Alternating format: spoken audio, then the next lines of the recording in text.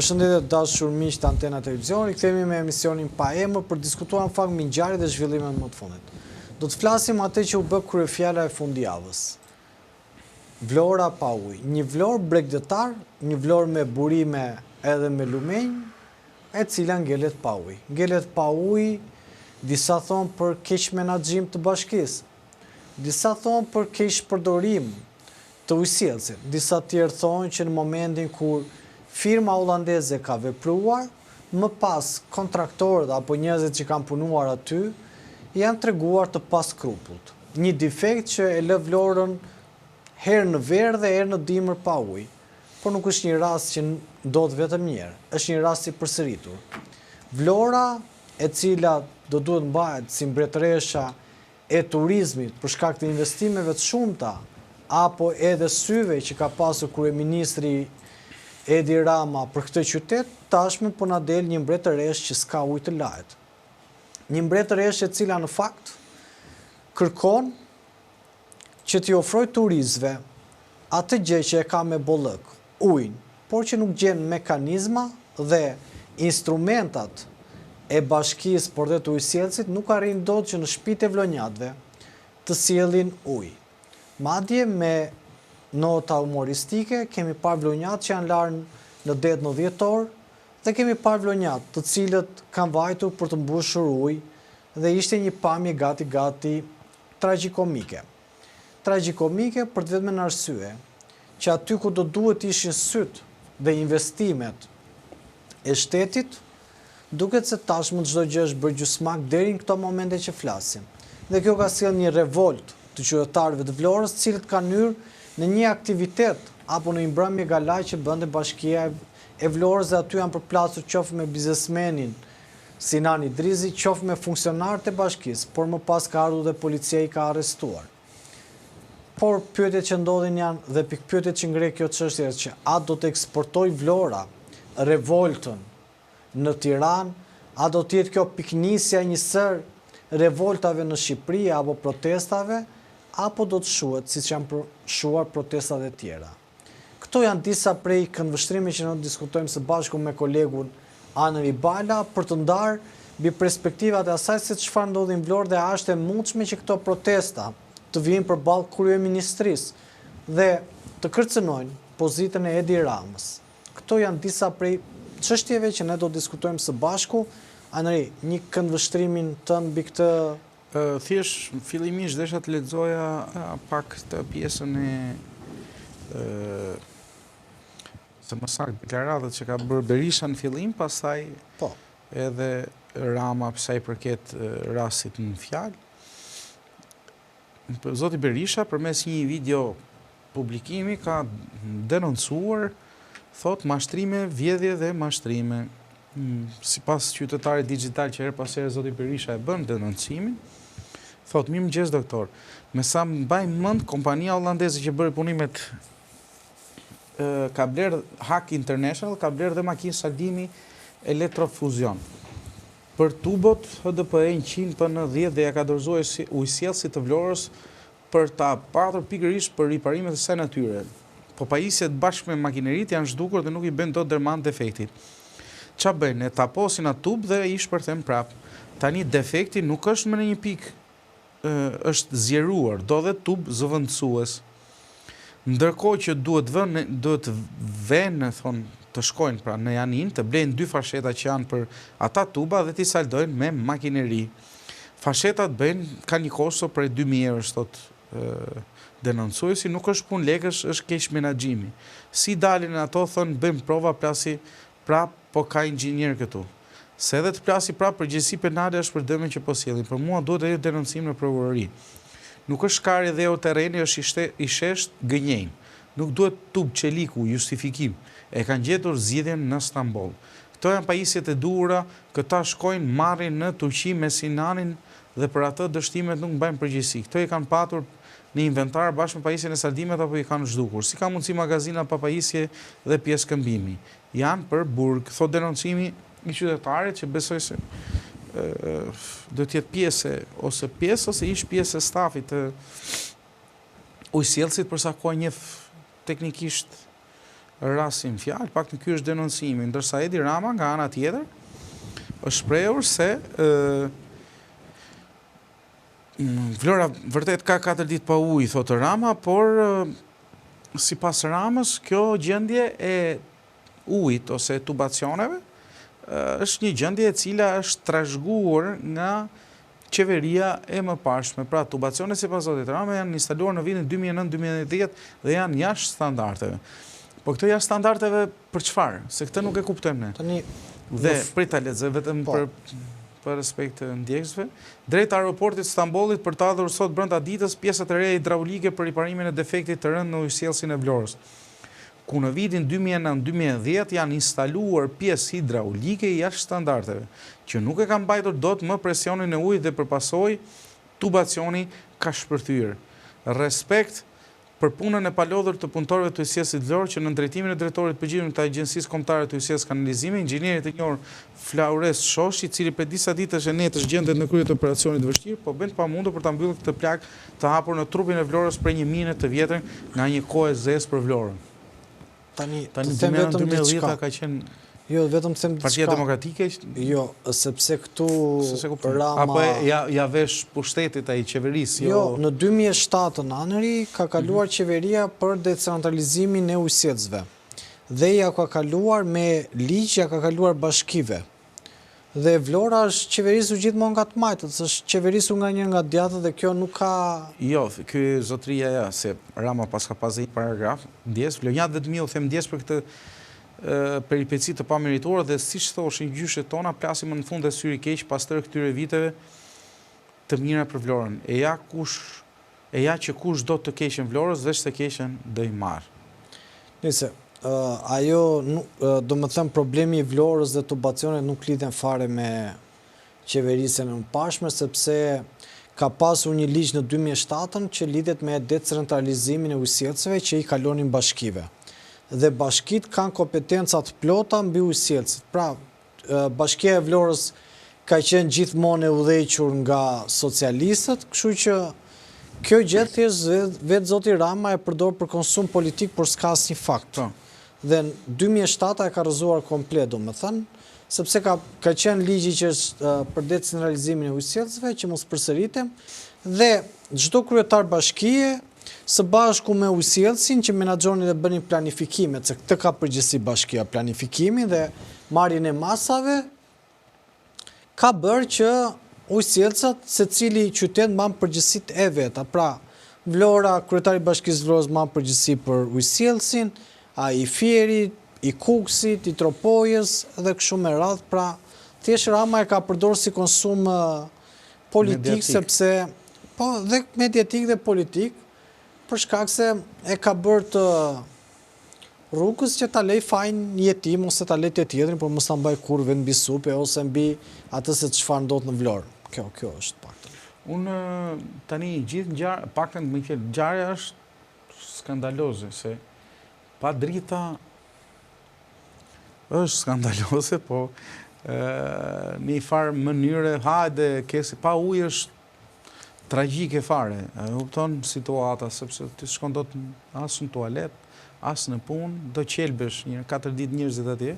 Imagjinoj një vit i ri në Vlorë, sa ato tubat po pritën të vinë nga Stambolli dhe mund të vinë sot me urgjencë. Problemi është se kur do vendosen dhe kur do kthehen funksional. E ke parasysh atë videon që doli atëherë, dhe unë kam bërë edhe provë, tha i kam lënë 3 ditë pa ujë.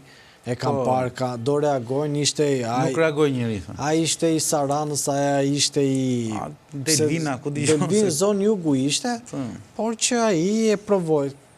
Në Vlorë, bas disa, në fakt është rasti përsëritur Vlora, se asë njëri nuk e thot. Ora unë e kuptoj kur ka defekt, absolutisht. Se tani e ndodhë, ka defekt, por... Jo, po është rasti përsëritur është në të njëjtin tubacion. Para mos gaboj një viti apo 2 vite që i the ujin përpjet në mes të verës. Ata imagjinojnë në verë që ç'a nevojë ketë se tani atje dhe i the ujin gjithë qyteti sipër.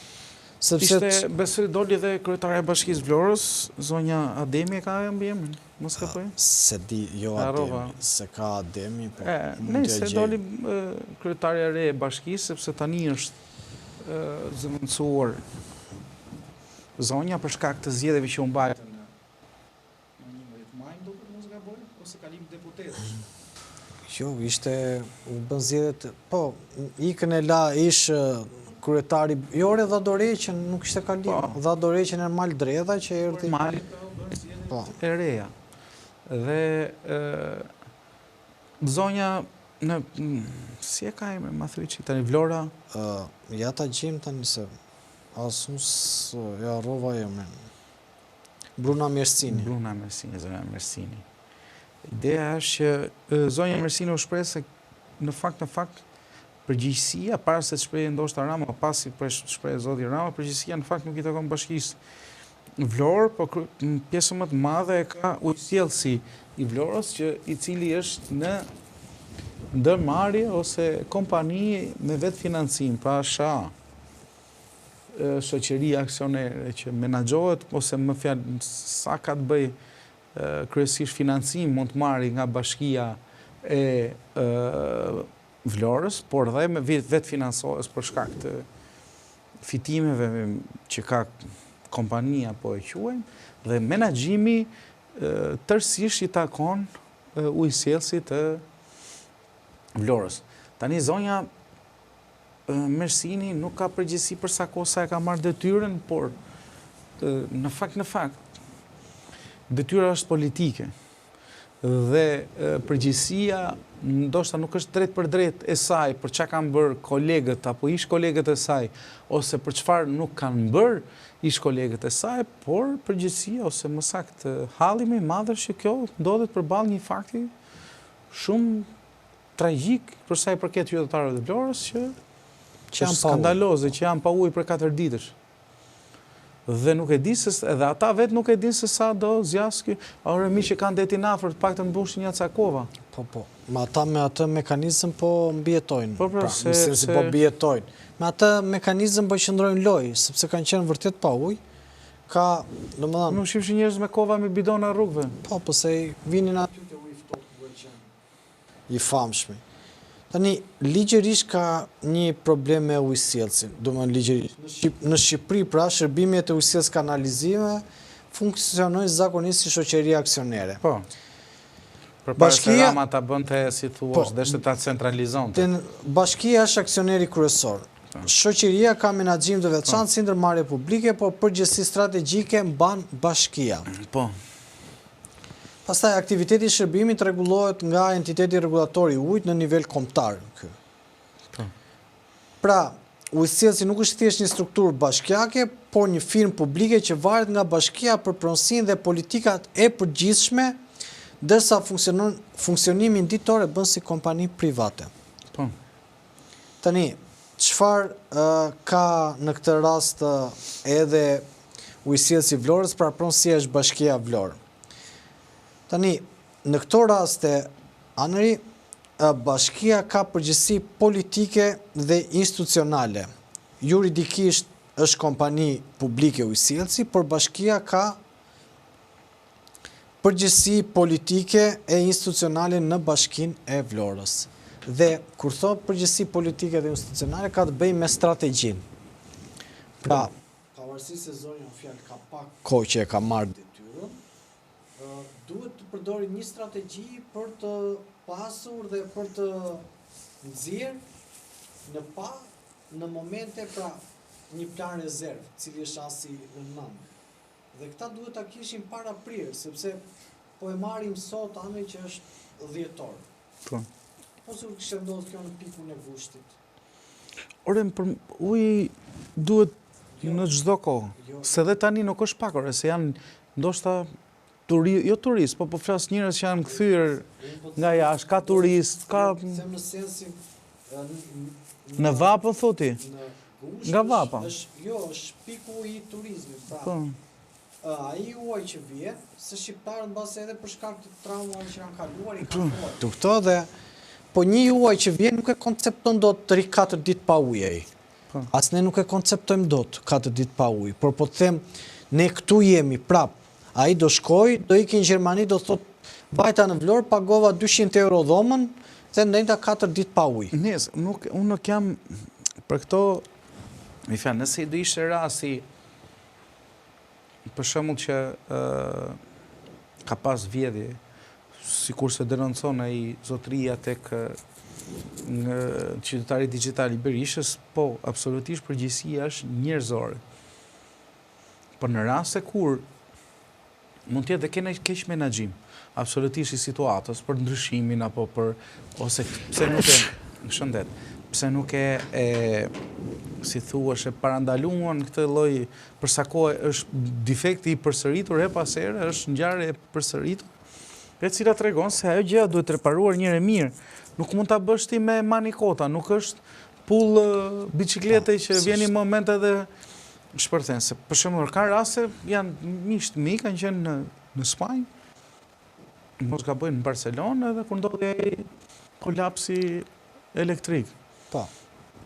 Transport, restorante, mjete, është e përsëritur në Vlorë. Mirë, po them që është njësoj si thot ai, ore, unë ika në Spanjë dhe në Spanjë nuk mezi shkova në aeroport se ishim duke ngel ato, unë do prem, dhe vetëm në aeroporti për hir të asaj thoshte aeroporti kishte një funksionim komplet tjetër energjie, që jepte mundësinë që u thuan për Tiranë, po ato ngelen që një ditë përpara, mos gaboj, ngelen 2 ditë pa drita, që s'kishin ku hanin, ku pinin, ku paguanin për të ngrënë, më kupton se me karta, me gjëra, me element, për të lëvizur me mjetet e transportit publik, apo qoftë mjetet e private, si që janë taksit, apo Uber, e më the, thash, me zi gjetën në hotelin, se s'kishin as internet, se s'punonin kompanite, mi fjallë, ka dhe të tilla, nuk, për të mos të relativizuar, a kupton, nuk është e njëjta situatë, sepse, por ndodh, dhe nuk është ideja aty, por, ama, nëse ka një dorë, njeriu që kjo jo vetëm keq menaxhuar, po është lënë me vullnet plot, këto të gjesh përgjegjësit pastaj se s'mundesh ti të tallesh me qindra mira banor, njerëz tjerë që vinë të pushojnë, të harxojnë paratë e tyre dhe ti lësh pa ujë sepse ti s'do ta riparosh. Ka dhe një problem shumë të madh, jo vetëm Vlorë, po gjithandej në Tiranë. Për shembull, gjithë instalimet që kemi ne sot janë të kohës së enverit. Pjesa më e madhe. Ndroj tube hiq vej tjetër copa, bën segmente. Është si puna tubacioneve të shtëpisë, që ti nëse del me tubacion në zëm 10 po të themi. A kupton, vërtet e ke 10 të shtëpia ti, po shkarkimi është 4.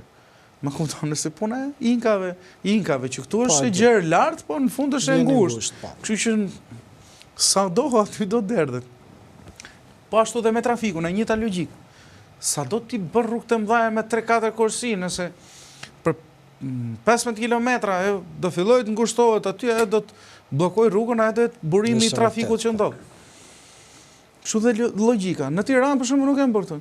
Këtë në Tiranë për shembull gjithë ndërtuesit tani me dënsia e më e madhe e ndërtimeve që është bërë në Tiranë, që është tragjike. Nuk i përmbahet ujrave ose shkarkimeve që kanë domosdoshmëri qytetarët e Tiranës. Pra ti në një pallat si ky, fjala vjen ku jemi ne, i fut dhe janë 2-3 kulla, përveç pallateve të tjera që ndërtojnë, përveç banorëve të zonës, dhe ndërkohë ujësjellsi, qoftë për të ardhur ujë, qoftë për derdhjen e ujrave të bardha apo të zeza, nuk ka rëndësi, është po i njëjti. Më kupton, madje ka pas raste ku kulla apo pallati që janë ndërtuar nga biznesmen të ndryshëm me pagesën, për shembull, është bërë një filon pallat, për shkak të nevojës që është pallati, kulla, pagesën për ndryshime të tubacioneve, se jo ndryshime, por le të themi rimodelimin, se s'është tamam ndryshim, e ka bërë bashkia. Pra ka paguar bashkia paratë që duhet paguan të biznesit. Shumë duhet mua të paguaj se tjetri po bën një kull atje, dhe ai si ka tubacionet, t'ja japim, t'ja bëjmë, dhe ja bëjmë me kohë rekord, se halli këtyre, ja ku i ke Vlorën. 4 ditë s'duan t'ja dinë. Një porositë më të vinë, jo për procedurat, me thënë. Procedurat janë të vështira, ti duhet të marrësh masat para prake, se procedura në terma ai sa ta aplikoj, sa ta pranoj, sa ta gjej, ajo vonon shumë. Ti duhet të marrësh masa para prake, këtu ka të bëjë me planifikimin. Pra këtu është përgjegjësia e bashkisë. Po. Përgjegjësia e bashkisë është e planifikimit që duhet kishte marrë masa para prake nëse ndodhte kjo. S'ka rëndësi ndodh aty, mund ndodhte edhe diku tjetër. Pra këto janë përgjegjësitë e bashkisë. Po. Patjetër. jo vetëm bashkisë, po edhe të shtetit, më burë nuk ka rëndësi. Sepse besoj se shteti ka një lloj forme bashkëpunimi, autoritetet rrugor. Se do qa ata rruga aty, ato që bëjnë, ku dëgjona, ku është problemi apo se si, ka një lloj bashkëpunimi midis segmenteve të caktuara shtetërore. Ti tani nuk mund ta lesh në mëshirë të fatit, po plasi mirë, po s'plasi, jemi në rregull. Dhe është kthy si tenxhere me presion që kur kalon uji aty, amortizohet edhe krijon këtë që problematik. Po tani nuk mund të ecim midis një, si thuash, situatet emergjente, të lënë pas dore dhe kur vjen pastaj vjen në këtë pikë, kanë 4 ditë që ngelen pa ujë ata dhe nuk mban përgjegjësi kush. Në fakt uji është në verë, sikur se thua ti, është dhe më i rrezikshëm për shkak se vërtet mund të sjelli nga papastërtitë, mikrobet apo bakteret, viruset, mund sjelli problematika shumë të dha. Ka njerëz që janë, ka familje që kanë njerëz që nuk gëzojnë shëndet plot, kanë familje që kanë fëmijë apo të moshuar që kanë nevojë për mirëmbajtje, po spitalet, po çfarë do lloj është komplekse. Po, si mund është të lesh një qytet të tërë si Vlora, që e mban si xhevahirin e krijimeve të tua, ku është vëmendja kryesore e një kryeministri i cili ka qenë dhe deputeti i këtij qyteti, dhe tregon sikur se është investimi më i madh i jetës së tij përposa atij urbani siç është Tirana, i dyti pas Tiranës bregdetar sipas Ramës është Vlora. Ka një çështje që ka pasur një revolt të qytetarëve, kjo tregon që nervi qytetar ekziston. Më pas reagimet aty, po të shikoni, ka pasur edhe përplasje midis funksionarëve apo biznesmenëve të Vlorës, cilët janë afër qeverisë, por gjithashtu edhe vetë policia si ka vajtur më pas ka vepruar. Mbi të gjitha, ajo që unë ngresi pyetje dhe duhet ta bëj si analizë lidhet me faktin që a do të ketë kjo shkëndij nga Vlora, se është një këngë që thonë Vlora bëja fora, dhe a do të sjellë kjo një shkëndij në Tiranë. Tregust nuk mund të jenë shumë të ngjashëm, por që ka një pakënaqësi në mënyrën se si po shkojnë ngjarjet, ka një pakënaqësi për korrupsionin e madh. A do të jetë aftë opozita ta përthithi këtë pakënaqësi? A do të jetë aftë opozita ta përkthejë mbi kredot e veta politike? Kjo ngelet për tu parë, por ka një pakënaqësi. Pra, në qytetin e Vlorës ishin disa qytetarë cilët morën bidonat e ujit, reaguan, sollën atë këndvështrimin e tyre apo revoltën e tyre, por pjesa më e madhe përsëri nuk kishin një sens reagimi, pra nuk ishin të bashkuar në këtë lëvizje. Kjo ngelet edhe me faktin tashmë, cilët lidhet edhe me disa prej protestave që ka bërë opozita. Pra, kur flasim zoti Sheaj, zoti Berisha, zoti Lapaj, edhe zoti Arlind Qorri. Të 4 këta personazhe politik janë munduar të cilët të thrasin protesta. Pavarësisht gjithë korrupsionin madh, pavarësisht çka ka ndodhur me zonën Balluku, pavarësisht çka po ndodh me Akshin, pavarësisht se si do të shkojë përplasja që do ndodhi Rama spak për shkak se vetë Rama deri në këto momente duket që nuk po lëshon zonën Balluku, do të tregojë në fakt që a do të mundet të ketë një revolt. Zonja Kaçana ju shpreh qartë edhe për Akshin që po them zonja Balluku se zvends kryeministe, Kaçana i drejtoresh është. Ata po i vajtën, nuk e mbron dot ai, as me imunitet as gjë. Jo. Unë nuk e mbron as, ta shpjegova, as Belinda nuk e mbron dot. Edhe po t'i shkojnë, në sensi po e dënuan, s'ka që e mbronare. Moralisht ai dëmton PS në këtë qëndrim. Po flas, ai u shpreh edhe për zonjën Kaçanaj, dhe u shpreh qartë që këtyre po i bjet në qafë, nuk ka rëndësi se ç'a mbron, ç'a s'mbron. Por në thelb, Rama nuk e di pse ndroi, si thuash, ndroi qasje dhe për Spakun, deri dje e kishte një lloj ose transmetonte një lloj pakënaqësie për rastin e Velie, kurse tani doli hapur. Edhe për rastin e Velie foli një herë dy herë, harroi, mund të jetë edhe ky rast që flet një herë dy herë dhe pastaj riformaton qeverinë. Në zemër të kryeministrisë. ju në zemër të kryeministrisë dhe ky është një prej problemeve që ka kryeministri Rama. Se Velia në fund ditës ishte në Bashkinë e Tiranës, nuk ishte tek po them zemra e tij.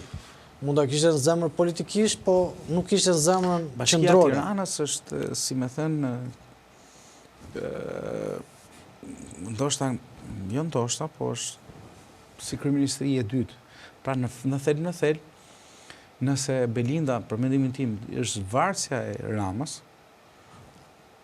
pra është kryeministre ku nuk është Rama për firmos, ose Rama zakonisht i bën gjitha vetë, se s'po le këto të bashkive dhe ministrit e tjera, po lën anë të punën e tij, por Bashkia Tiranë është një kryeministri e dytë ose kryeministri e vogël, se është një nga bashkitë më me influencë dhe më të rëndësishme në vend. Tirana, Durrësi, Elbasani apo Fieri janë bashki sepse kanë një rëndësi të madhe, jo vetëm elektorale, por edhe ekonomike. Tirana ka shumë peshë në fakt. Tirana ka shumë dhe nuk është po të arrestoje, për shembull, kryetari i Bashkisë Tiranës i godite drejt për drejt e pushtetit. Çështja që qëndron ai donte ai se këtu po qëndrojmë ai do a nuk i do. Se ai dhe zonjën Balluku dhe zonjën Karçane deri në këto momente ai po i mbron. Kurse dhe zoti Velia i bëri një reagim, pastaj e lëshoi. Po kështu bëri dhe Merioni, pastaj harroi. Harroi shumë shpejt, kurse në zonjën Balluku ai tha, ai ka dhënë dy mesazhe. E para është që ai edhe pse di që ekzistenca e një zëvendës kryeministër në krye të detyrës, e cila spaku i ka vajtur dhe është gati për të arrestuar, moralisht i prodhon krizë brenda Partisë Socialiste. E dyta, i sjell një përplasje sepse vetë zoti Rama ka thënë se cili kur ka punë me drejtsinë duhet ketë dhe duhet mbaj përgjegjësitë e veta dhe unë s'mbaj mburoj për askënd. Dhe në rastin e zonjës Karçanaj që tha media po e sulmon, neve në fakt ajo ka bërë një punë shumë të mirë, ka digitalizuar gjithë shërbimet dhe ne për këtë jemi shumë injosë. Ore ta bëj një pyetje, se ma kujtove të digitalizimit. Se këta e kanë digitalizuar çdo gjë. Ore pse sportelet, për shembull, fjala vjen si posta apo sportele tjera ku kanë pagesë, pse nuk bëhen me kartë për shembull? Digitalizimi pra. Po çka lidh me digitalizimin? Ora duhet paguhet, duhet iki se s'bën, ti iki të rresh para ose ti iki të marr para dhe nuk paguhet dot me kartë. Kush kjo? Akoma jemi në 2025 dhe nuk paguhen dot me kartë. Sepse nuk i kemi të gjitha, domethënë digitalizimi është një, po të them unë një mënyrë propagandistike anë më shumë. Sepse me digitalizimin... S'është bërë punë për digitalizimin. Problemi aty është, a është vjedhur apo jo? Po këtë është çështja, se këtu është domethënë, po them digitalizimi nuk është i keq. O, digitalizimi, burokracitë është gjëja më e mirë, as ti ikësh, as të vesh, as të presësh në radhë, është gjëja më e mirë. Ti bësh dhe nga telefoni është super gjë. Po pra. Por çështja qëndron që ne gjithë ky digitalizim, gjithë këto të dhëna që na ikën, ne tregon tjetër panoramë.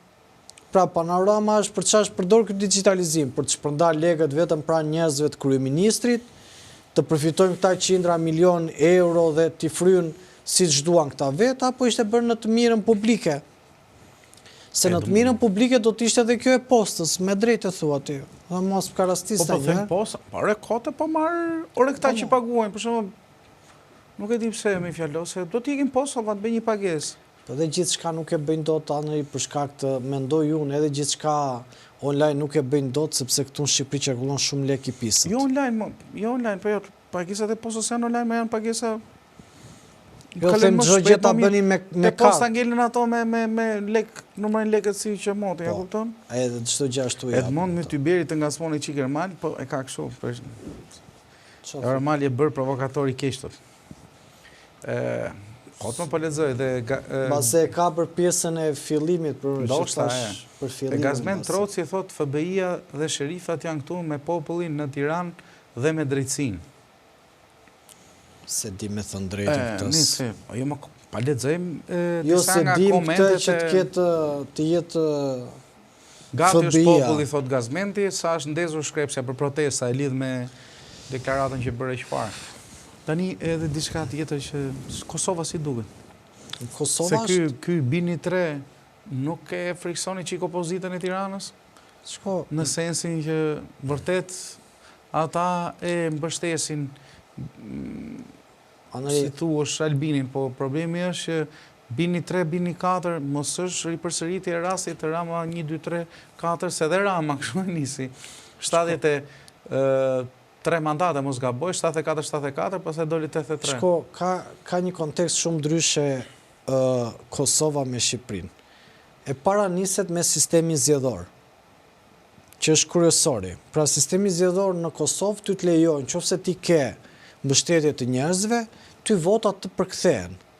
Pra, nëse ti ke, qoftë edhe ku ta marrun ty, nëse ke edhe 13.000 vota, zem ty të përkthehet ajo, sepse këta e kanë rajonal. Dhe në Kosovë, edhe qytetari i Fierit mund të votojë për Albin Kurtin. Për Edi Ramën rast po e marrim kështu, se për Sali Berishën apo për këtë emër tjetër. Por çfarë ndodh? Kosova ka një problem që lidhet me opozitën. Kemi ne, ata e kanë kombëtar, më duket. Kombëtar e kanë ata. Ne e kemi rajonal, se ata e kanë kombëtar. Po. Çfarë ndodh? Rajonal, prandaj për kështu. S'ka gjë. Çfarë ndodh thoni? Opozita në Kosovë ka shumë probleme. Dhe kjo është arsyeja pse Albin Kurti është i favorizuar. Për shkak se në Kosovë po ndodh ajo që ka ndodhur në Shqipëri, që aktorët kryesorë të opozitës nuk duan të lëshojnë pe. Albini e kishte mos lësho pe. Abdi Gjiku LDK-s kishte thënë që po mendoj t'jap dorëheqjen për shkak se humbi 5 mandate në zgjedhjet e fundit nga zgjedhjet e kaluara, ka pas një rënje. PDK-ja mos gaboj 2 mandate, jo, PDK-ja është njëtat rezultate, kurse kishte një rritje me 1 mandata, 2 mandate Aradinaj. Po, 6. Dhe 1 mandat nduket, nga 5-6. Po, këta kishin, edhe ishte lista serbe, ishte prap me 10, nduket, A10-9, diçka e tillë. Çfarë ndodh? Ndodh vetëm një gjë, sepse Kosova është e pakuptueshme. Tani Abdi Gjiku në zgjedhjet bashkiake doli shumë mirë. Në zgjedhjet e përgjithshme, pra zgjedhjet lokale doli shumë mirë, zgjedhjet e përgjithshme nuk doli mirë.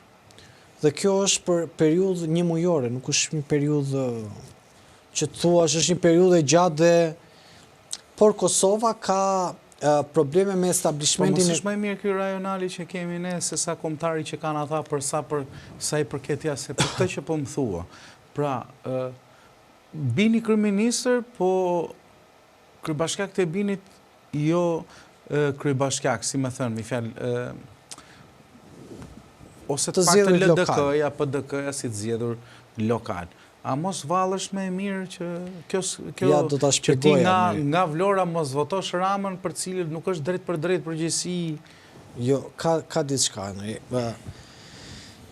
Ata din ta ndajnë menaxherin e qytetit me drejtuesit politik. Duhet kuptojmë që Kosova nuk është në nivelet anërit korrupsionit që ka Shqipëria. Dhe kjo daç për mirë, daç për keq mund ta marrim si duam. Inspektoriatet në Kosovë nuk funksionojnë si inspektoriatet cilat janë me qasje për qenë si kleptokrat. Dhe duhet kuptojmë një gjë, qasja politike, pra drejtimi politik është një gjë tjetër, menaxheriali është një gjë tjetër. Por Kosova, edhe në këtë situatë, ti ke disa parti të fragmentarizuara. Edhe Albin Kurti sot që është në këto nivele, është në këto nivele sepse nga LDK-ja u larguan një grup i mirë intelektualës cilët ju bashkuan me lëvizjen guxo Albin Kurtit.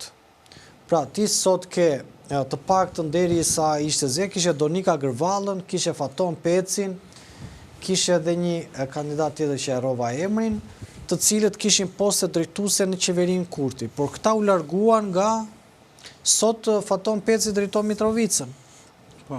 Po çfarë ndodh në këtë pjesë? Partitë opozitare nuk duan të reformohen, janë po me të njëjtët. Janë po me të njëjtët aktor politik, janë po me të njëjtët individ të cilët nuk kanë kauzë tjetër përveç kauzën e luftës, dhe nuk kanë prodhuar politik bërje. Në këtë momente që Albin Kurti është hyri në lojë, ka një narrativ më të fortë prej tyre. Ka një narrativ emocionale. Dhe kjo narrativ i ka dhënë pikë zotit Kurti më shumë se aktorët e tjerë politik. Dhe nëpërmjet këtij mekanizmi, nëpërmjet edhe për shkak të mënyrës se si ka ndërvepruar zoti Kurti, edhe për shkak të kapitaleve të vetë politike, ka sjellë të situatë në Kosovë. Pra, edhe krizat e njëpasnjëshme kanë dëmtuar më shumë opozitën sepse majorancën, se edhe vetë pavarësisht se Kosova ishte në zgjedhje, qeveria e zotit Kurti ishte në veprim. Dhe kjo dëmtonte më shumë opozitën. Vetë opozita është e paqartë dhe kur kemi diskutuar për zgjedhjet e 11 majit, është një doktrinë shumë e thjeshtë, kur kundërshtari është i copëzuar, fiton gjithmonë më i forti. Me i forti në këtë raste, në Tiranë ishte Rama, në Kosovë ishte Kurti. Por mirë, mund të thellohet se zimi ka fjalën. Mund dhe të thellohet, por mund dhe të reflektojnë, të shkojnë dhe një gjuhë përbashkuese. Por ka dhe diçka nëni. Ka tjetër kontekst politika në Shqipëri me politikën Kosovë. Politikën Kosovë, ti nuk dëgjon e ke të minimizuar blerjen e votës. Në Shqipëri, blerja e votës, grupet kriminale dhe konteksti spag dhe spag politik është shumë i fortë. Në Kosovë nuk është ky kontekst. Ka komplet një kontekst tjetër, ka një komplet një diskurs në Kosovë, edhe liderat politike janë shumë kujdesshëm, nuk përdorin ti ke vrarë këtë, ke vjedh këtë, ke bërë këtë, maskara, pler, fundurin, ka tjetër diskurs politik Kosova. Neve kemi ngelur akoma në gjuhën e Enver Hoxhës, me armiqtë të brendshëm, armiqtë të jashtëm, vendosi epitete, nxirri epitete, por kjo ka sjell degradimi sot të opozitës, edhe të gjithë qasjes çfarë po ndodh realisht. Kurse Kosova ka një qasje komplet më ndryshe dhe Albin Kurti ka përfituar nga gjithë situata, ka përfituar dhe nga lodhja që kanë qytetarët dhe tashmë qytetarët duan të japin një vot besim për ta parën dhe Kosova e ka treguar që nuk të mban shumë mbi supe. Ton Albini ka ardhur, ka ikur prap, ka ardhur, ka ikur. Po si të vendoset Albini tani përballë dialogut Kosovë-Serbi që kërkon Trumpi? Se këto janë sfidat. Po Trumpi ishte vendosur për mos ndryshim. Po, kufish. S'do të ndryshoj, po nuk është. Po s'kishte Albini të vetmen të kaosi ka pasur. Patjetër, po ne kam fjalën në raport me Serbinë. S'ka, aty Amerikanët do të vendosin prapë. Çfarë thonë Amerikanët? Për sa kohë ata thonë nuk do të ketë ndryshim territorësh, kjo e favorizon Albinin. Po, prandaj po them. A bëri mirë Albini që nuk ndryshoi kurs? Për sa kohë marrëveshjet që nisën për dhënien e Mitrovicës Veriut, si më thënë dhe shkoja, ti ishte më komplekse, koha i dhatë... Më komplekse kuptoj, por në fillim u bën edhe tratativa për një lëshim PEU për një marrëveshje e cila do konkludoj midis Kosovës e Serbisë për të arritur, si thush, paqen rajonale përmes dy popujve, jo se paqja u siguruan forma të tjera, përmes luftës sidomos nga ndihma ose ndërhyrja e ndërkombëtarëve, siç ishte Amerika. Problemi është se do jemi me Albin Kurtin, a mos janë sheshuar debatet ose temat që kanë qenë të kaluara? Ka një problem sepse... Si do jetë realiteti i ri në Kosovë? Realiteti i ri në Kosovë do të jetë i tillë, anëri që Veriu do të ketë përsëri përplasje, sepse duhet të shohim që lista serbe tashmë është bashkuar diku te janë diku dhe 10 deputet. 10 deputet. Në anën tjetër, e gjithë kjo narrativ që po ndodh Kosovë... Po. Se janë 20 gjithsej, serbe dhe jo serbe. Po. Që kanë të partive tjera. Thelbi qëndron i tillë që secili prej aktorëve kryesor dhe secili prej aktorëve geopolitik do të shohin tashmë si do të veprojnë, sepse duhet parë çfarë do ndodhi në Serbi, se dhe vetë pushteti Vučićit është i lëkundur. Kështu që duhet të jetë komplekse edhe për të parë që... Po ikja e këtij Kurtit unë, Vučić do e reflektojnë ndryshimin e qasjes dhe Kosovës, edhe unë se besoj, prandaj po them. Sepse ata s'kan pasur një qasje ndryshe. Po të po them, ikën Vučić, Jo, vjen Vučić, aty i Kulena vjen Prena, Jesoj është... Kam politika shtetërore, por ata do t'jenë, mendoj unë në këtë sens që... Më bashkëpunus më reflektus. Jo, se kam çështjen aty më bashkëpunus më reflektus, por është çështje që çfarë politike do të bëj Trumpi mbi këto kontekste. Fakti që i ka vendosur edhe ka përcaktuar pikat mbi i, mund të ketë edhe për shumë eksponentë të tjerë në Serbi që mund të shpallen non grata, dhe mund të ketë një shpërsim të toneve të Trump.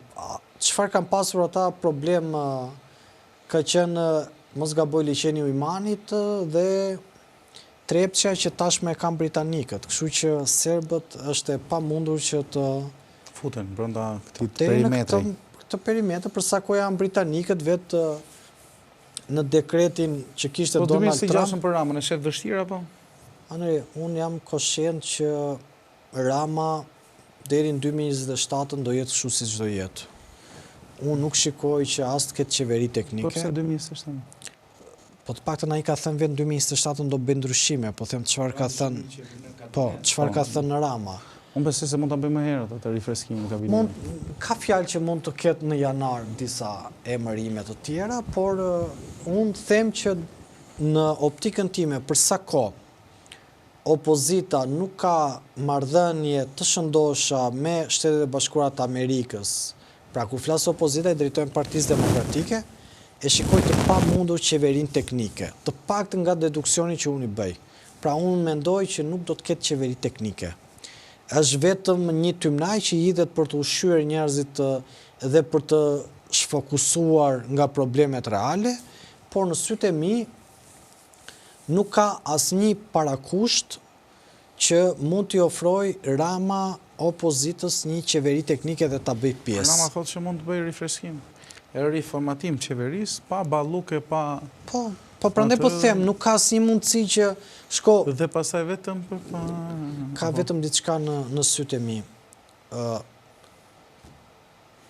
Partia Demokratike në krye ka zotin Berisha. Vetë zoti Berisha akoma nuk i ka kaluar problemet që ka me ndërkombëtarët. Po si kalon do të? Kishte një tezë që do i kalonte. Pra, teza qëndroni që ai do t'i kalonte.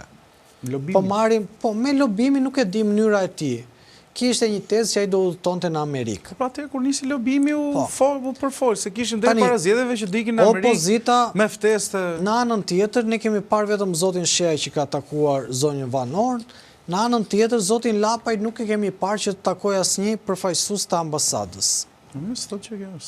Jo, në optikën time janë disa indicie në mënyrën se shikoj unë politikën.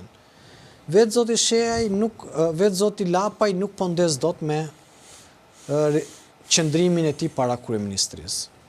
Vetë zoti Sheaj e tentoi dhe të vithe protagonizëm nga një protestë që ishte, por ndodhi që bëri dhe s'kishte një pjesëmarrje masive. Deri në këto momente, një pjesëmarrje masive në sytë e mi kam parë të zoti Qori që ka bërë para dyrëve të kuvendit, por që nuk u pasqyrua shumë. Edhe vetë zoti Qori nuk përdori një PR të mirë, mbas edhe atit i intereson që ta mbaj veten sikur është më i goditur nga ky sistem. Se cili prej antarëve ti mund të përdori rrjetet sociale dhe mund ta bëjnë virale.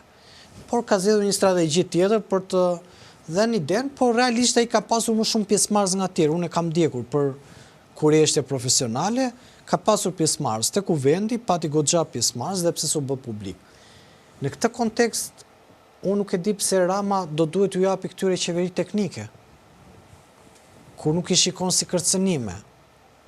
Vetë Partia Demokratike... Kërcënime nuk e ka për partinë, se kjo është pastaj se japë se s'dua unë, por kërcënimi nuk vjen nga Partia Demokratike ose nga opozita. Kërcënimi vjen nga rënja e besueshmërisë në raport me zgjedhësit ose opinionin publik. Besueshmëria i ka rënë, ai nuk do t'ja dim më tani. Besueshmëria i ka rënë, nuk mendoj që Rama ta ketë problem me besueshmërinë.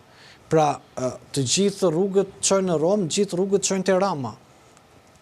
Pavarësisht se askush prej këtyre nuk ka guxuar përveç Ahmetajt, që është në Zvicër dhe ka thënë këto që dolën një pjesë ka thënë Ametaj, se Ametaj ka folë edhe me kode për disa mesazhe që ne nuk e dim çfarë janë. Kështu që në këtë kontekst, moralisht kjo qeveri ka rënë, domethënë. Çështja qëndron që se si do mbijetojë Rama, kjo është çështje tjetër, se është e lehtë, unë ta kam thënë. Negociatat janë që Balluku të shkarkohet të ngeli vetëm deputete. Dhe ai bën emërime të tjera aty. Edhe e kam thënë që para të paktën 2 javësh a 3 javësh kur e bëra shkrim. Pra, thjesht ai do jetë një mburojë e zonjës Balluku me kartona, pra politikisht, por në asnjë moment unë nuk shikoj që vetë zoti Rama të japi qeveri teknike apo ta trysnojnë që të bëjë qeveri teknike. Për shkak se rrethanat dhe kushtet janë të tilla. E nuk e besoj këtë qeverin teknike, ma kanë thënë shumë veta, edhe tani kur erdha këtu ndaloi një njerëz i cili është i medias, shumë i njohur, edhe më tha që do të ketë qeveri teknike, i thash nuk e besoj të ketë qeveri teknike në asnjë dhe nuk kam asnjë variabël që më çonte kjo qeveri teknike. Unë flitet shumë për qeveri teknike, po se si do realizohet qeveria teknike dhe tani përpos qeverisë teknike ka unë besueshmëria dhe qeverisë teknike, se kush do ta bëjë qeverin teknike, se këta janë. Laj thaj, opozita që është zoti Berisha bashkë me Lapaj dhe Sheaj, që është dhe opozitë parlamentare bashkë me Qorin, është Rama përballë pastaj që mund të lëshoj 5 siç ndodhi në 2017 me qeverinë teknike, po kur erdhi puna pastaj ja dha teknikët, ai sa i dha 5. Pavarësisht se këto Rama mund t'i gjithë vetëm. Të thotë po ma kryeminist teknik. Për bën zgjedhje. Prap e zejmë, nëse zgjedhje ka rënje të besueshmërisë, po kjo bëhet tamam. Bëhet me sondazhe, a ka rënje të besueshmërisë, a ka rënje ndikim, a ka ndikim që qeveria 1, 2, 3, 4, 5, sepse lufta prandaj gjithmonë kam qenë kritik, që kur drejtësia kur bëhet do të bërë tamam. Ta bëhet është kirurgjikale në aspektin që kur fillon mbaron e saktë. Që mos dalim debate që vjen del Rama, del Hyseni apo del Aslani që nuk ka rëndësi se kush janë dhe thonë që po kthehemi në shtet prokurorësh. Nuk kemi Republika e Prokurorëve, masat e ashpra, nuk kanë asnjë provë. Prandaj kjo do një ndikimi që do të kishte drejtësia në aspektin politik, do të ishte, nuk ishte pse të kishte ndikim në aspektin politik, mjaft që drejtësia për cilën është votuar minimalisht nga ata që na udhëheqin sot, po dhe nga ata që janë në opozitë, të ketë një lloj koherence midis materialeve që këta marrin përsipër dhe fajësisë së individëve që marrin si subjekt. Në mungesë të provave, sikurse e gjykojnë këta për secilin nga këto, pastaj ngrihen dyshime të mëdha midis përdorimit, por dhe japin alibi Ramës apo kujtdo tjetër që thotë që drejtësia këtu është selektive ose vepron me standarde, drejtësia këtu është vepron pa prova, arrestimet janë kthyer në një model i shëmtuar që nuk i përket një modeli europian, siç pavarësisht se modeli europian nuk e njeh këtë pjesën e të qenurit në procedim penal dhe mos të japësh dorëheqje nga posti publik që ke marrë, por drejtësia besoj se në kushtet ku jemi sot, është qeveria teknike, të them vërtetën.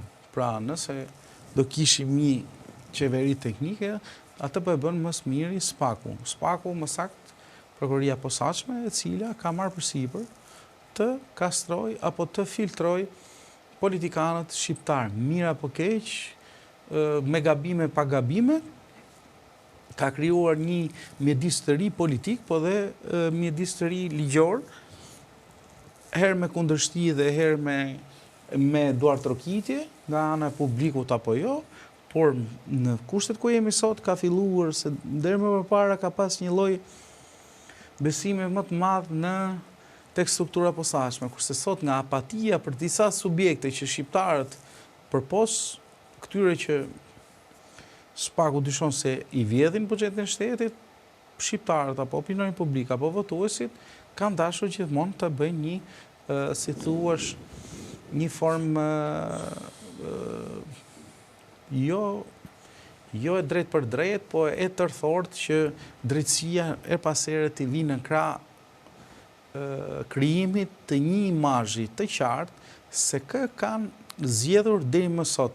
Pra si nga njëri krah, nga krahu tjetër, mos vetëm nga njëri krah, sepse deri më sot opinioni publik, paktën me çfarë shoh unë, shprehet se është e një anshme. Dhe një anësia e drejtësisë se bën pjesë e drejtësinë. Pra një drejtësi e vonuar është drejtësi e mohuar. Nga ana tjetër, kemi shumë raste ku nuk bëhet drejtësi, qoftë për ishte një anarin, qoftë për gërdecin, e shumë çështje tjera për subjektet në fjalë dhe prandaj me drejt, qoftë dhe militant, qoftë dhe mbështetës Partisë Socialiste, thonë pse vonon drejtësia sa i përket këtij subjekti dhe pse për një subjekt tjetër është e investuar totalisht që ta godas, qoftë me të drejtë. Shko, Andrej, pse nuk do të ketë qeveri teknike se këtë do të bëja parashtrim tani, pse mendoj unë. Ti sot në funksionarët më të lartë të opozitës ke 5-6 subjekte që janë vetë subjektet SPAK-ut. Pra mendoj ti që ai të tentoj të bëhet ministër dhe ti vej SPAK-u ta mbërthej. Ku ishte e zgjidhja? Ti ke sot, sepse ne harrojmë panoramën çfarë ndodh. Ti ke sot zotin Shej me zotin Lapaj në SPAK. Ti ke sot të paktën 5-6 drejtues. Ke zotin Bardhi në SPAK, ke zotin Belindi në SPAK, ke zotin Berisha në SPAK, ke zotin Flamur Noka në SPAK. Zoti Balliu nuk e dia SPAK ajo, se di jo. Po, nuk ka rëndësi. Ke gjitha funksionarët që i ke të cilët janë në hetime ose janë kallëzuar në SPAK. Po nëse qeveria teknike përbëhet nga njerëz teknik, jo politik. Jo, flas në sensin elementet kryesorë që janë të Partisë Demokratike. Pra, ti nëse do vësh për shembull një ministër drejtësie, aty nëse e vendosin pra partit, ai do t'i përgjigjet linjës vet politike. Po patjetër. Kështu që në këtë kontekst, vet konteksti dhe vet situata politike nuk e favorizon këtë gjë. Në anën tjetër kam drejt qytetar. Në fakt, të drejt ka qytetar, për shembull unë them që SPAK-u duhet sekuestrojë pasurinë. Sepse as mua nuk më kënaq fare fakti që dikush ri pasekur. Madje për mendimin tim, të jem realist dhe si e konceptoj unë, edhe kur i fusin në burg, për mendimin tim lere më mirë në liri, se ata e dinë çka kanë bërë. Do thuash ti ata do arratisen. Do diskreditohen publikisht, se nesër pas nesër do dali vendimi. Por mbi të gjitha, secili për nesh na intereson të sekuestrojmë pasuritë.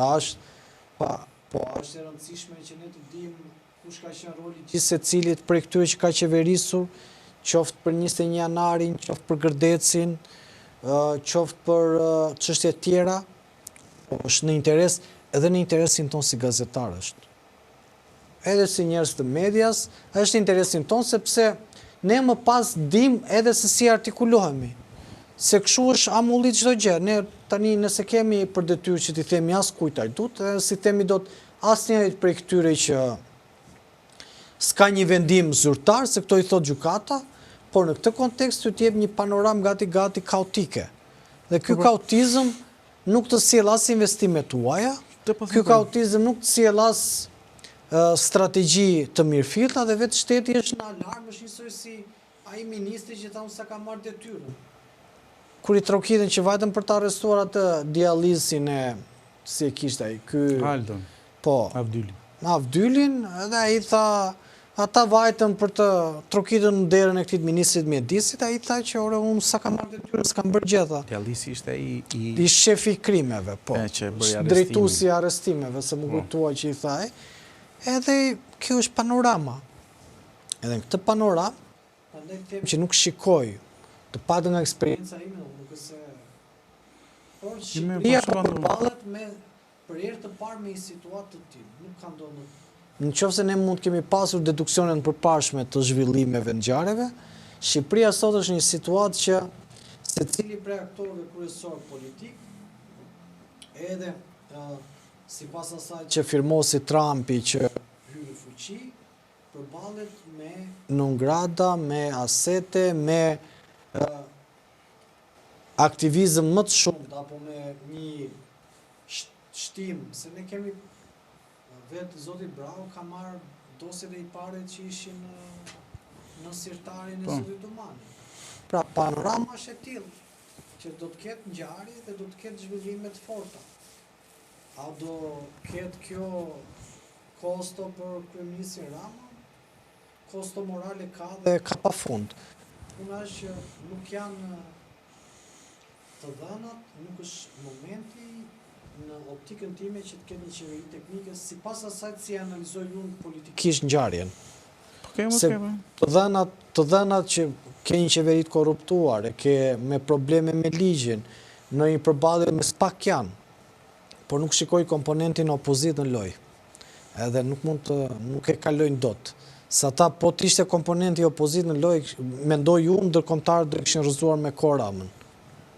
Po, marrë vesh, unë ndërkombëtarët. Unë nuk besoj se ndërkombëtarët kanë ardhur këtu ose duan të dorëzojnë Ramën te drejtësia ose ta ndrojnë se të jetë vullnet i tyre. Besoj se i vetmi vullnet që mund të jetë ndërkombëtarëve është për të bërë drejtësi që të mbyllet njëherë e mirë ai kalvari i vjedhjeve, si më thënë, e buxhetit shtetit, sa herë që këta e shohin të arsyeshme, sa herë që këta i kanë ndarë fondet publike si mall pa zot, pra e kemi 2 ta bëjmë 4, e kemi 6 ta bëjmë 16, e kështu me radhë, dhe besoj se ky mund të jetë ndikimi i parë dhe më i drejt për drejt sa i përket reformës së drejtësisë ose më saktë strukturave të posaçme, si prokuroria, po ashtu dhe gjykata. Problemi është se është ajo që jam lodhur gjatë gjithë kësaj kohe duke thënë që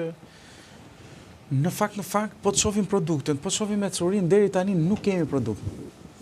Se nuk mund të arrish në një konkluzion kur ti nuk e ke bërë akoma një formim të opinionit publik sa i përket fajësisë apo jo fajësisë politikanëve shqiptar apo zyrtarëve, kryebashkiakëve e tjerë. Nuk mund të kapësh ti do të bësh një hetim prej 1000 vetash fjala vjen subjektet tua dhe të nxjerrësh si nxjerr 10 raste për korrupsion. I nxjerr si nxjerr 10 raste. Deri tani kemi vetëm një që zoti Lefter Koka dhe kaq. Dhe ai e ka për rishikim gjykatë lartë, e ktheu prapë për vendimin e formës së po vetëm me vendim formës së zoti Lefter Koka. Gjithë rastet e tjera janë raste që kanë bënë me korrupsion. Po të marrim zotin Berisha s'ka lidhje. Shpërdorim të tyre. Ti marr gjithë rastet siç i ka marrë më përpara. Po të marrim kudo.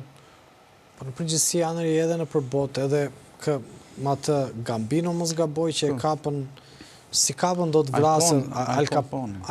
Që kapën për alkool. Po dakord, është tjetër gjë. Shko anë, ne nuk shko. Është tjetër gjë, po në thel e kuptoj.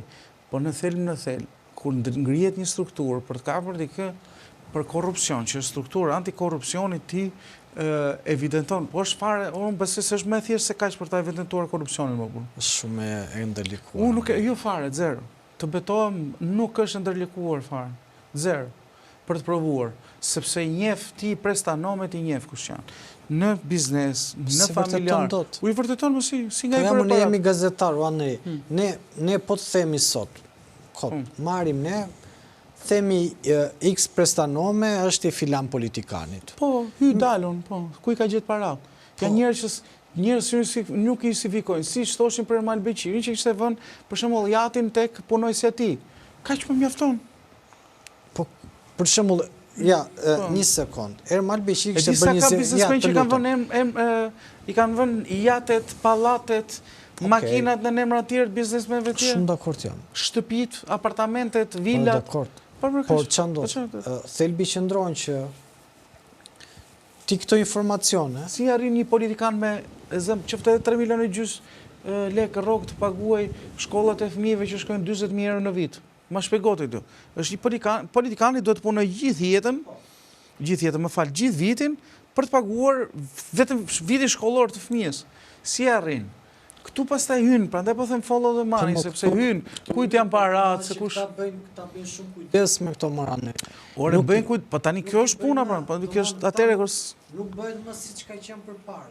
Pra, po shpërdorim detyrës nuk është zgjidhje më vonë. Dhe po të shikojmë Edhe po të shikojmë aktorët politikë që hynë sot, hynë me një pasuri, nuk hynë më me zero, me vitin zero. Po. Dhe hynë me një pasuri dhe ndjekin apasapi këtë Por gjë. shpërdorimi detyrës, ai mund të rikandidoj prapë, ndryshe nga korrupsioni. Ai rikandidon prapë, nuk e dënove ti. 5 vjet nuk merr pjesë ai, se si zoti Saljani, si gjatë do ta ashtu. Po kush është i fortë politikisht, kush nuk e mban dot për 5 vjet që të rizgjidhin. Moralisht burgu e rrëzon pastaj. Të rrëzon burgu. Kur je akuzuar, Saljani se rrëzoi. Saljani aty ka, domethënë, Saljani si burgosur politik. Po kështu thotë Berisha, kështu do thotë Rama, kështu do thotë Meta. Pse Meta s'është i burgosur politik? Berisha nuk ishte i burgosur politik. Po, sepse Monika, Ametaj nuk ishte i burgosur politik. Ka diçka. Po pritur Velia. Kur del vendimi, po dhe Saljani ka kosto, ti mos mendo se Saljani s'ka kosto. Më kupton, apo tenton të rehabilitohet, kurse me korrupsion nuk rehabilitohesh dot, se nuk puqesh dot më. Është ligji i dekriminalizimit. A kupton, nuk puqesh dot më me korrupsion në politikë. Këtë po them, nëse ti se vërteton, këto mund të rehabilitohen prapë. Është tjetër pse se çfarë zgjedh ai të bëj. Zoti Tahiri sot a mund të kandidojë për deputet? Se kam një temë mos lejohet. Po çfarë për shpërdorim detyre për 120.000 lekë? Iku ç'e ishte organizata kriminale që bënte narkotrafik. Shpërdorim detyre, sot mund të rikandidojë. Edhe mund zgjidhet prapë deputet. Kush e ndalon? Se ndalon gjë. Prandaj po them që në këto terma favorizimi i tenderave, shpërdorimi i detyrës nuk janë më punë e prokurorisë posaçme. Kemi prokurorisë posaçme që është ngretur, paguhet, mbrohet për të luftuar korrupsionin, që të vërtetoj që ky shtet ka vjedhur, ku të gjejnë para se ku janë vjedhur, dhe të krijohet një lloj opinioni publik që këta janë hajdutët. Mos dali Rama të thotë më prit Allah tani se. Do të po del Rama nga dalë do thotë që është se ajo Republika Prokurorëve është që po i godet politikisht këta. Apo jo? Tani na do gjithë politik. Anej, ç'është e qëndron që burgosur politik. Për shembull, këta mund të thonë burgosur politik, puna është se si do shkojnë hetimet për këta. 83 mandate. Jo, se kam çështjen e kuptova më po 83 mandate si shkojnë hetimet 83 mandate pra. Kjo si pastaj se në momentin, unë mendoj kështu, në momentin që presioni apo përballja që ndodhi Ramës me SPAK apo edhe me ndërkombëtarët, në qoftë se Rama bie, nuk bie. Jo, në qoftë se bie, po marrë vetëm nëse ka Rama bjen, vetëm nga një ekuacion. Nëse SPAK gjen lidhjen midis Akshit ose Belindës ose Veliet apo çdo tjetër, gjen fijet e bashkëpunimit në krim mes kryeministit me Rama bie gjithë si strukturë pastaj.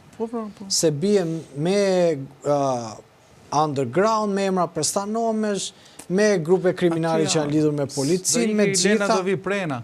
Prandaj po them. Prandaj këta e kanë lidhur. Nuk është kështu historia gjatë gjithë kohës, sepse vjen një moment edhe ndryshon. Nuk ndodh kështu. Gjithmonë ka ndryshime.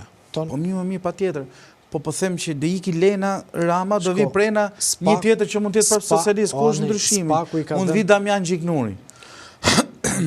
Dhe është subjekti SPAK. Ja, them vetëm diçka. Nuk vi Damiani. SPAK-u ka bërë vetëm një gjë, ka bërë atë që sot këta kanë frikë. Po përpara s'kan pas frikë. Dhe SPAK-u do të vi të paktën edhe sipas zotit Brau, por kështu kanë qenë treguesit, sa herë që janë ndryshuar pozicionet, ka pasur përmirësim. Në qoftë se ata fillojnë me sekuestrim pasurisë, qoftë se rrisi numrin e goditjeve, se në fund ditës ambient shqiptar nuk mund të presim mrekullia në.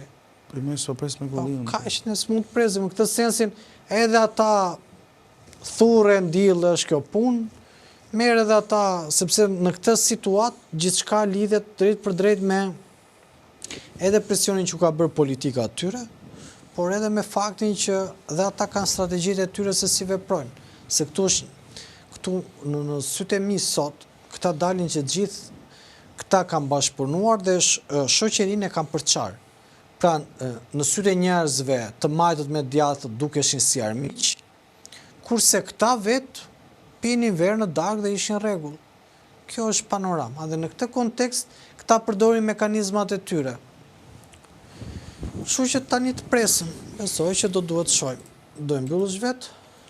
E mbyll, se besoj si e rezervuam temat, kryesisht pak në temat më të rëndësishme që kanë qenë për momentin, të dashur miq, të dashur ndjekës, ju lutem na bëni like, subscribe në faqen tonë, na sugjeroni të miqtë tuaj, ju falenderojmë her pas here për komentet që na bëni, po dhe për, si thuash, reagimet e ndryshme në raport me ngjarjet më të rëndësishme, po dhe me temat që trajtojmë në emision. Do shihemi besoj nesër sërish, pastaj mund të kemi pauzë pak ditore për festat e fundvitit. Ju urojmë për ato që po na ndjekin sot dhe nuk do na ndjekin nesër një vit të ri të mbar, me ujë, me drita dhe pa vjedhje. Në një gjë tjetër keni një shtesë? Mirupafshim.